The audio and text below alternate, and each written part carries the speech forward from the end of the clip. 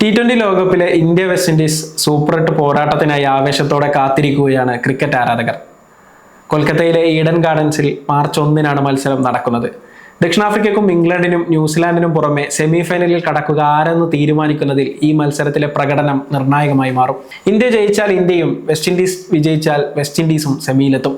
അതുകൊണ്ട് തന്നെ 2026 T20 ലോകകപ്പിലെ ഏറ്റവും ആവേശകരമായ മത്സരമായി ഇന്നത്തെ മത്സരം മാറും. ഇന്ത്യക്ക് ഏറ്റവും മികച്ച പ്ലേയിങ് 11 തന്നെ കളത്തിലിറക്കി വിജയം നേടിയെടുക്കേണ്ടതായുണ്ട്. സിംബാബ്വെക്കെതിരെ 72 റൺസിന്റെ വമ്പം വിജയമാണ് ഇന്ത്യ നേടിയെടുത്തത്.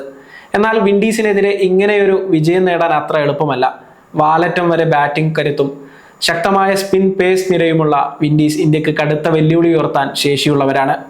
ഇന്ത്യ വിൻഡീസിനെതിരെ പ്ലേയിങ് 11-ൽ എന്തെങ്കിലും മാറ്റം വരുത്തുമോ എന്ന് പരിശോധിക്കാം. ഇന്ത്യയുടെ ടോപ്പ് ഓർഡറിൽ ഇനി മാറ്റമുണ്ടാകാൻ സാധ്യതയില്ല.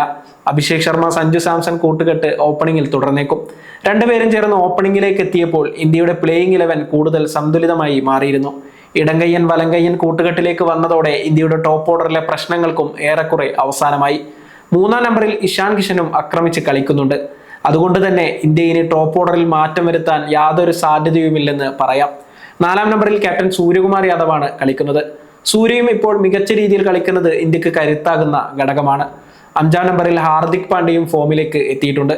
വെടിക്കെട്ട് അർദ്ധ സെഞ്ചുറി നേടി സിംബാബ്വെക്കെതിരെ തിളങ്ങാൻ ഹാർദിക് പാണ്ഡ്യക്ക് സാധിച്ചിരുന്നു. ഇന്ത്യ തിലക് വർമ്മ, റിങ്കു സിംഗ് എന്നിവരിൽ ആരെ കളിപ്പിക്കും എന്നതാണ് കണ്ടറിയേണ്ടത്.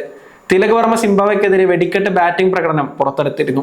6-ാം നമ്പറിൽ ബാറ്റ് ചെയ്യാനിറങ്ങി തകർപ്പൻ ബാറ്റിംഗ് പ്രകടനം നടത്തിയാണ് തിലക് ഫോമിലേക്ക് തിരിച്ചെത്തിയത്. എന്നാൽ റിങ്കു സിംഗ് തിരിച്ചെത്തുമ്പോൾ തിലകിനെ പുറത്തിരുത്തുമോ എന്നതാണ് കണ്ടറിയേണ്ടത്. എന്നാൽ ഇതിന് സാധ്യത കുറവാണെന്ന് തന്നെ പറയാം.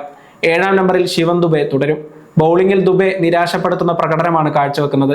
എന്നാൽ ബാറ്റ് കൊണ്ട് ഇപ്പോഴും ദുബെയുടെ പ്രകടനം നിർണായകമാണ്. 8-ാം നമ്പറിൽ വൈസ് ക്യാപ്റ്റനും സ്പിൻ ഓൾറൗണ്ടറുമായ അക്ഷർ പട്ടേൽ തുടരേണ്ടത് അത്യാവശ്യമാണ്. അക്ഷറിന്റെ മധ്യ ഓവറുകളിലെ ബൗളിംഗ് വളരെ പ്രധാനപ്പെട്ടതാണ്. 9-ാം നമ്പറിൽ ഇടങ്കയ്യൻ പേസർ അർഷ്ദീപ് സിംഗ് തുടരും.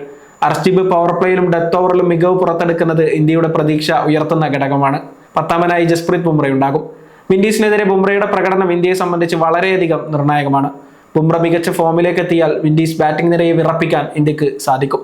11-ാമനായി വരുൺ ചക്രവർത്തി, കുൽദീപ് യാദവ് എന്നിവരിൽ ആര് കളിക്കും എന്നതും പ്രസക്തമായ ചോദ്യമാണ്. കൊൽക്കത്ത നൈറ്റ് റൈഡേഴ്സ് താരമായ വരുണിനെ കൊൽക്കത്തയിൽ കളിപ്പിക്കാനാണ് സാധ്യത കൂടുതൽ. കഴിഞ്ഞ 2 മത്സരങ്ങളിലും വരുണിന്റെ പ്രകടനം നിരാശപ്പെടുത്തുന്നതായിരുന്നു.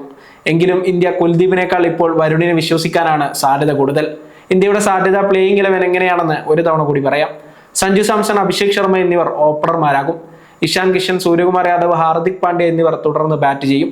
6-ാം നമ്പറിൽ തിലക് വർമ്മ കളിക്കാനാണ് കൂടുതൽ സാധ്യത.